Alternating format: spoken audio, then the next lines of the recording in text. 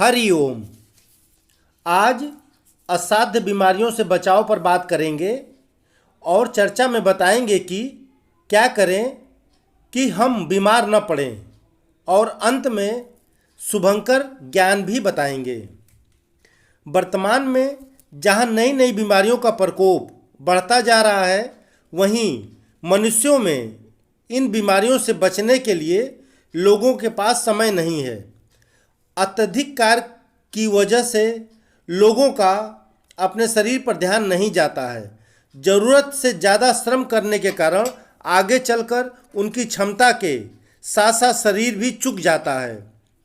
अत्यधिक कार्य करने के कारण उनके पास पैसा तो है, लेकिन खाने का समय नहीं है, जिसके कारण पोषक तत्वों की शरीर में कमी हो रही है।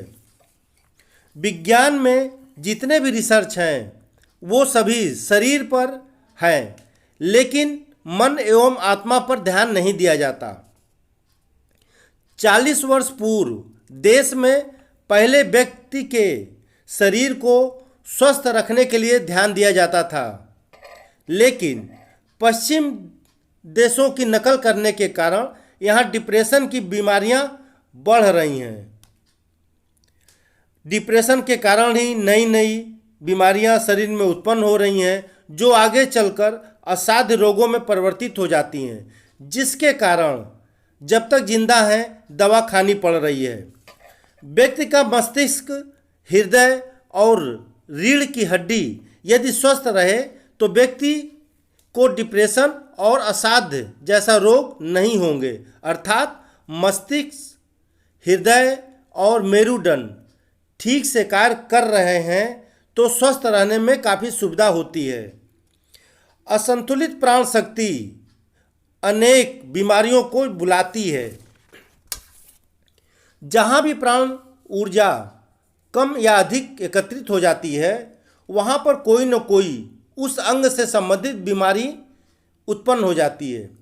उस स्थिति में प्राण शक्ति संतुलन के बहुत सारे आध्यात्मिक उपाय हैं, बहुत सी विधियाँ हैं। बस ज़रूरत है कि आप किसी भी एक विधि को अपनाइए और प्राण शक्ति को संतुलित कर स्वस्थ रहिए।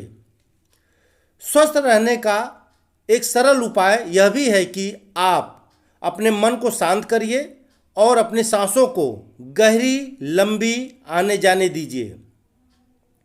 अच्छे स्वास्थ्य के लिए यह जरूरी है कि श्वास कभी भी तेज न हो।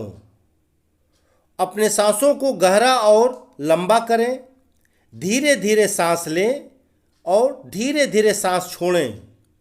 सांस लेते समय पेट फूलना चाहिए और श्वास छोड़ते समय पेट पचकना चाहिए। बहुत सी बीमारियां थकान के कारण पैदा हो रही हैं, जैसे अधिक मानसिक श्रम किया, मस्तिष्क थक गया, बहुत ज़्यादा परिश्रम शारीरिक श्रम किया, शरीर थक गया, हृदय से ज़्यादा काम लिया, हृदय थक गया, किडनी से ज़्यादा काम लिया, किडनी थक गया, लीवर से ज़्यादा काम लिया, लीवर थक गया। शारीरिक अथवा मानसिक जो थकान होती है वह बीमारियों को जन्म देती है। इससे रिलैक्स होने के लिए कभी भी आध्यात्मिक क्रियाओं का या विधियों का सहारा लेकर आप आसानी से बीमारियों से बच सकते हैं। बस आपको अपने व्यस्त समय में से कुछ समय अपने लिए निकालने होंगे। यह दुर्भाग्य है कि हमारे देश में वे लोग ही आध्यात्मिक उपचार पद्धतियों की तरफ आकर्षित होते हैं जिन्हें कोई न कोई असाध्य बीमारियों ने जकड़ रखा है, और वे हर तरफ से निराश होने के पश्चात ही इस होलिस्टिक अर्थात पवित्र चिकित्सा पद्धतियों को अपनाते हैं। ज़रूरत है हमें, जब हम स्वस्थ हों तभी इस पवित्र चिकित्सा पद्धतियों में से किसी भी एक पद्धति को अपनाएं, जिससे हम स्वस्थ बने रहें और असाध्य बीमारियों से भी हम बचे रहें। चलिए अब शुभंकर ज्ञान। बात बात में खिलखिलाकर उन्मुक्त रूप से हंसने से शरीर एवं मन दोनों शिथिल होते हैं, अर्थात रिलैक्स होते हैं। जब भी हम ठहाका मारकर खिलखिलाकर हंसते हैं तो हमारे सोचते रहने की प्रक्रिया बंद हो जाती है, जिसके कारण तनाव से मुक्ति, शरीर में दर्द से आराम, हाई बीपी में कमी के साथ साथ हृदय एवं मन शांत होता है। रोग से लड़ने की क्षमता में वृद्धि होती है। यह एक आरामदेह साधना है जिसे हम चलते फिरते घर में कभी भी कर सकते हैं। हरि ओम।